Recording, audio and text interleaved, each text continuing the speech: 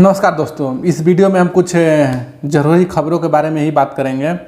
जो कि मंगलवार को एक कश्मीर की खबर आई थी, जहां पे एक सीआरपीएफ ने एक टुकड़े गैंग के विस्फोटक पत्रकार को गिरफ्तार किया था, जिसके पास से 2 जिंदा हैंड ग्रेनेड मिला था। और वो कश्मीर के ही एक लोकल न्यूज एजेंसी में पत्रकारिता करता है और वो इंटरनेशनल मीडिया के लिए भी कॉलम लिखता था, न्यूयॉर्क टाइम्स के लिए।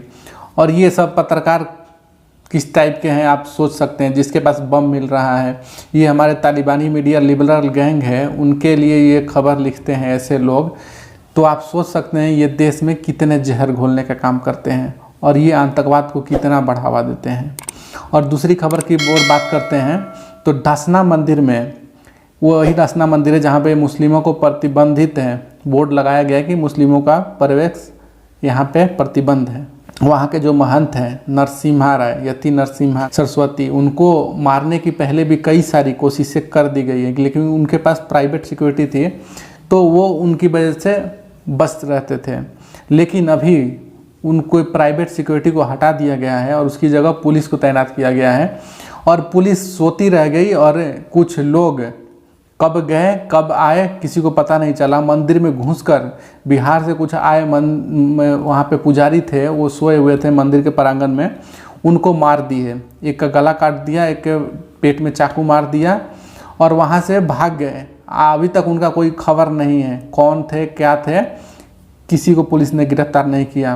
तो ये एक तरह से कैसे षड्यंत्र रचा गया है, उनके प्राइवेट सिक्योरिटी को हटा के कि उनको कैसे मार दिया गया, इसमें भी षड्यंत्र की बू आ रही है। और दूसरी खबर है ये अश्विनी उपाध्याय के बारे में।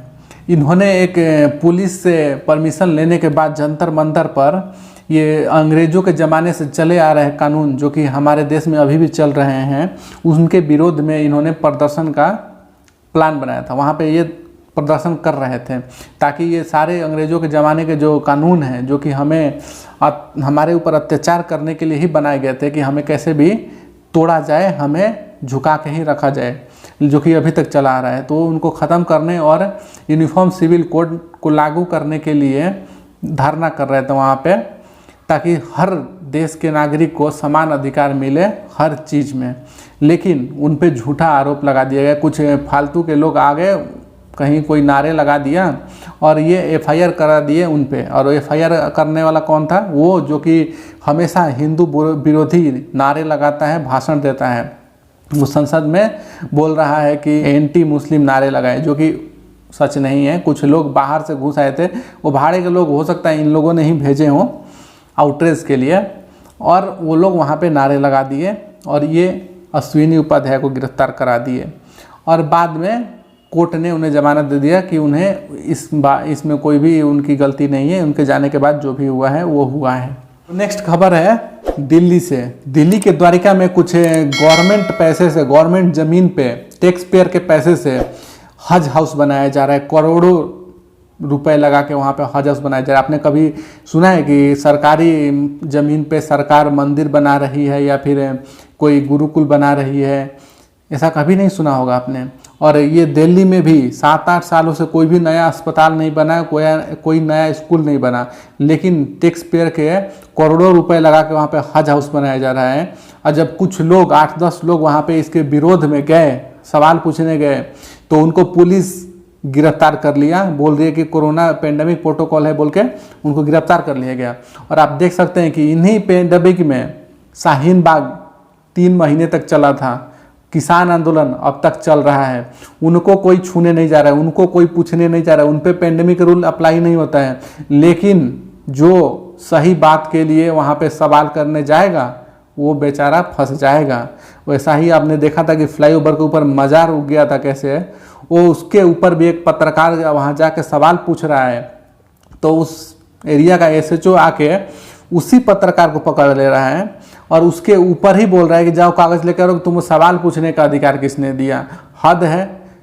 यहाँ पे सवाल पूछने का अधिकार हर एक भारतीय को है। जहाँ पे भी गलत हो रहा है वो सवाल पूछेगा वहाँ पे।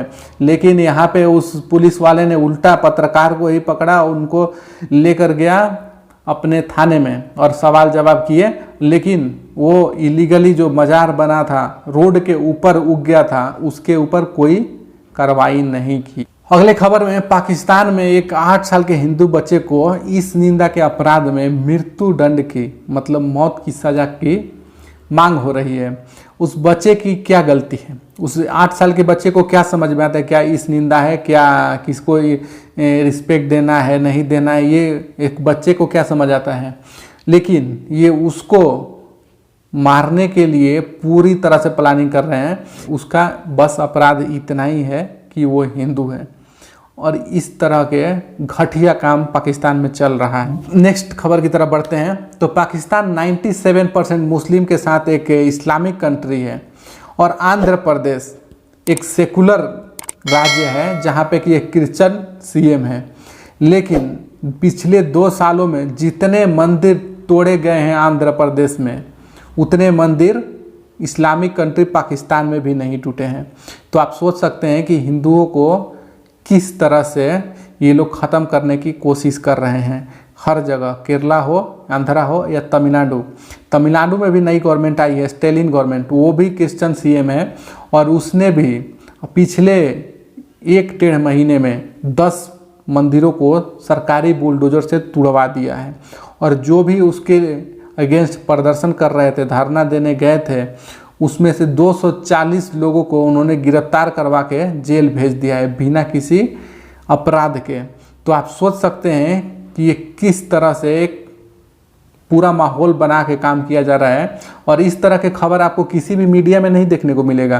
कुछ डिजिटल प्लेटफॉर्म पे ये नेशनलिस्ट पत्रकारिता शुरू हुई है, उन लोगों के द्वारा ही आपको सुनने को मिलेगा, यूट्यूब पे वीडियोस मिलेंगे। लेकिन आपको नेशनल मीडिया में या फिर तालिबानी मीडिया तो आपको कभी बताएगा नहीं, आपको कहीं भी नहीं सुनाई देगा ये सब खबरें, ना ही आपको डीडी न्यूज़ के चैनल्स में कहीं दिखाई देगा। तो आप समझ सकते हैं कि क्या हालात हैं अभी भारत में हिंदुओं को, है ना, दोहरे दर्जे की नागरिकता, उस तरह का व्यवहार हमारे साथ अभी भी हो रहा है। आतंकवाद और तुष्टीकरण की जो राजनीति करते हैं ना, ये टेररिस्ट जो आतंकवादी है उनसे ज़्यादा खतरनाक है। ये काले नाग हैं जो कि हमारे आस्तीन में ही बैठ के हमें ही डसते रहते हैं। कहने को तो बीजेपी हिंदू सपोर्टर पार्टी है, लेकिन कहीं से भी उसका सपोर्ट हमें दिखता नहीं है। बंगाल में हज़ारों हिंदुओं को मार दिया जाता है, उनको वहाँ से भगा दिया जाता है, वो जाके आसाम में शरण लेते हैं, लेकिन यहाँ पे बीजेपी कुछ नहीं करती, ना ही बोलती है। और या फिर आप कहीं भी देख लें, साधुओं की हत्या हुई, कुछ नहीं बोला, पालन घर की कांड हो गया, कुछ नहीं बोला, इतना दिल्ली में दंगे हो गए, कुछ नहीं बोला, बंगाल में दंगे हुए, कुछ नहीं बोला, यहाँ बेंगलोर में दंगे हुए, कुछ नहीं बोला, ये उपाध्याय के ऊपर गलत आरोप लगा के उसको जेल भेज दिया गया, वहाँ पे भी कुछ नहीं बोला। तो ये किस तरह की पार्टी है जो कि अपने लोगों को ही रक्षा नहीं करती, अपने लोगों के सपोर्ट में ही नहीं आती है? तो ये क्या कर रही है बीजेपी, मुझे कुछ समझ नहीं आ रहा है। ये बस तमाशा देखती रहती है और कुछ नहीं करती है। ये चाहती तो ये सारे चीज़ें रोका जा सकता था, लेकिन इसने नहीं किया। ये भी एक राजनीति ही कर रही है, ये भी सच है।